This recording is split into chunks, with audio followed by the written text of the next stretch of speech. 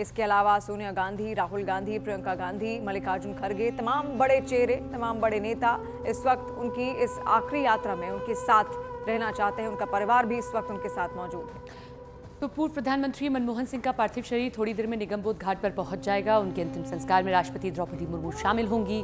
भूटान के किंग, उपराष्ट्रपति और प्रधानमंत्री नरेंद्र मोदी भी शिरकत करेंगे। इसके अलावा लोकसभा स्पीकर के साथ मॉरिशस के विदेश मंत्री भी मनमोहन सिंह की अंतिम विदाई में शामिल होंगे। रक्षा मंत्री राजनाथ सिंह और गृह मंत्री अमित शाह के साथ सीडीएस और तीनों सेनाओं के प्रमुख भी इसमें हिस्सा लेंगे।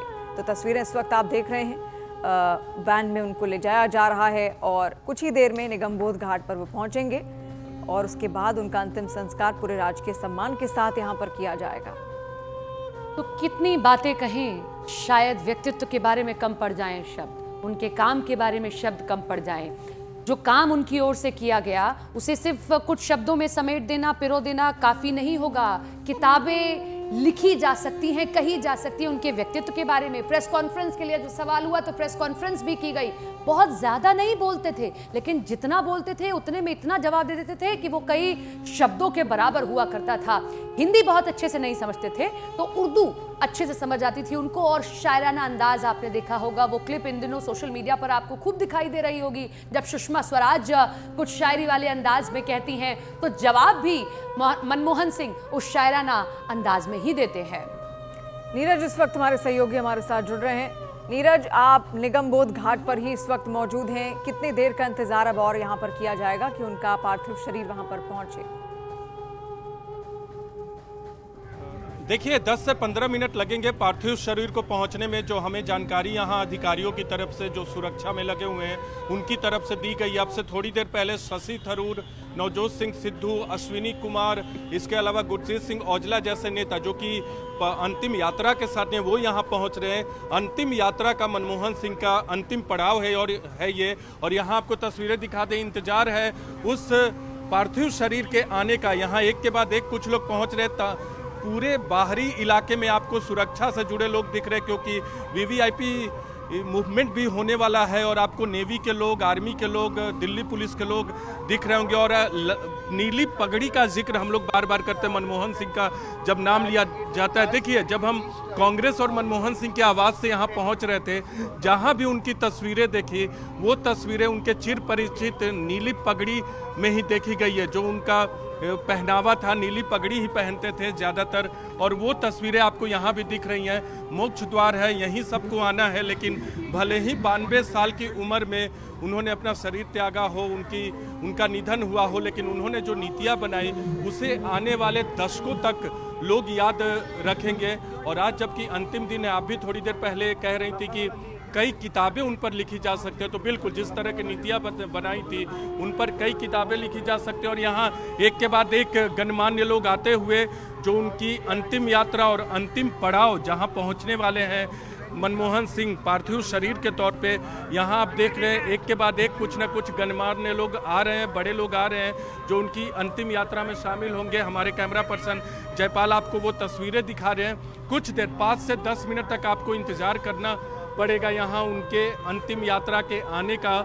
और यहाँ अंतिम पड़ाव पर यानी निगमबोध घाट में ही अब से थोड़ी देर बाद 11:45 पे उनका अंतिम संस्कार शुरू होगा। जी बिल्कुल, अंतिम संस्कार थोड़ी देर में शुरू होगा। और ये तस्वीरें निगमबोध घाट से आप देख रहे हैं। हमारे साथ कई लोग जो जुड़ रहे हैं वो अपने अनुभवों को भी साझा कर रहे हैं। पत्रकार अपने अनुसार अपने अनुभवों को साझा कर रहे हैं कि जब मिलते थे तो किस सादगी से वो मिला करते थे।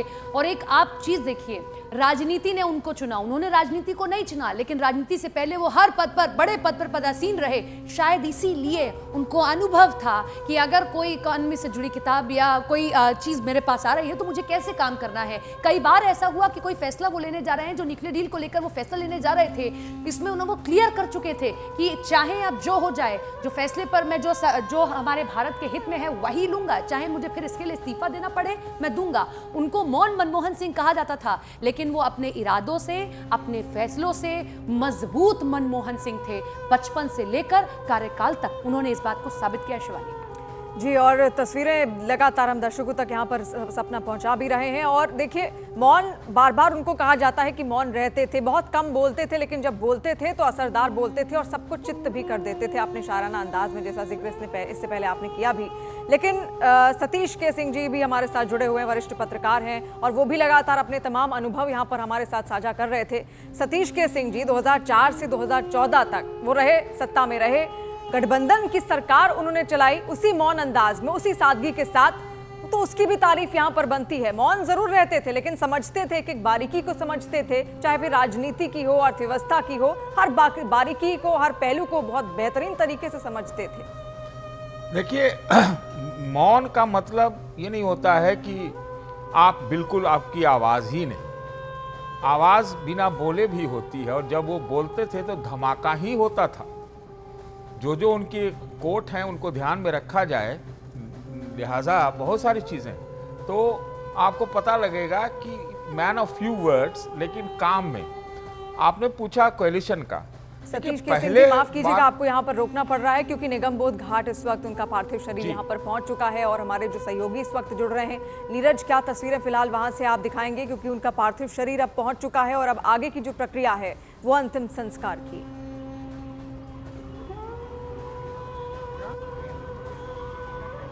नीरज, देखिए, अभी पार्थिव शरीर नहीं पहुंचा।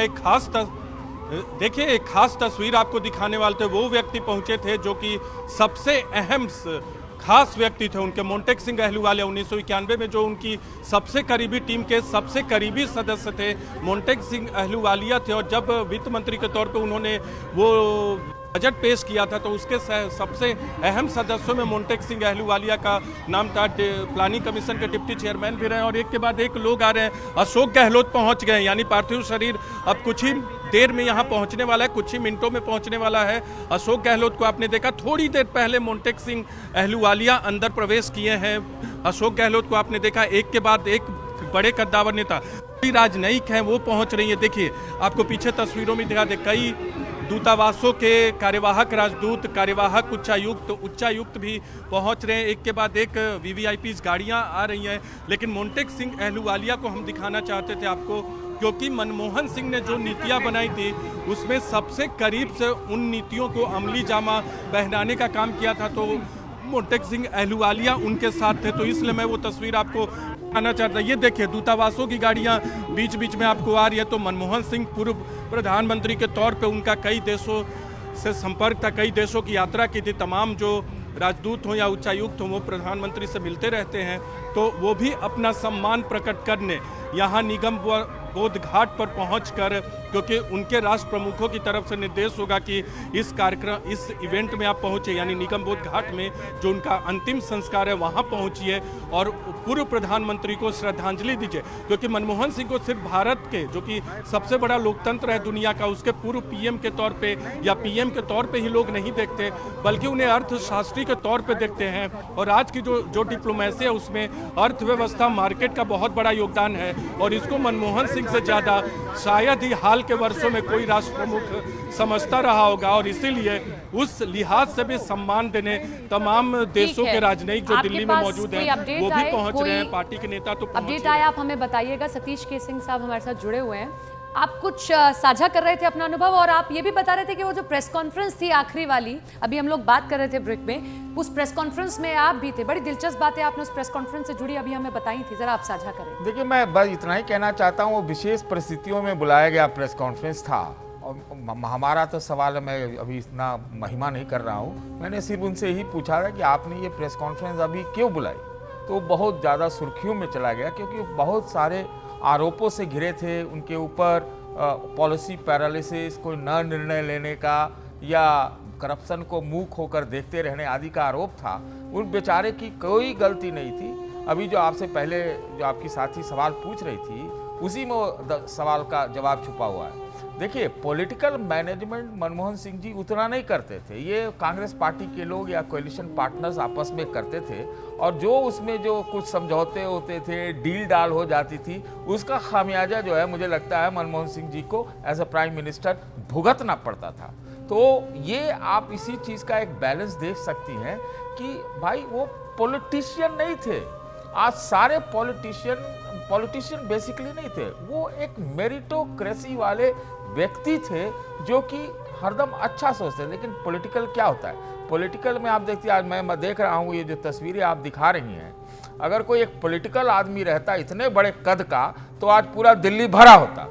लेकिन वो पॉपुलिस्ट भी नहीं थे, उन्होंने तो कहा था कि ये फ्रीबी के बारे में कि भैया आप ज़्यादा फ्रीबी करोगे तो उससे जो अर्थव्यवस्था चरमरा जाएगी।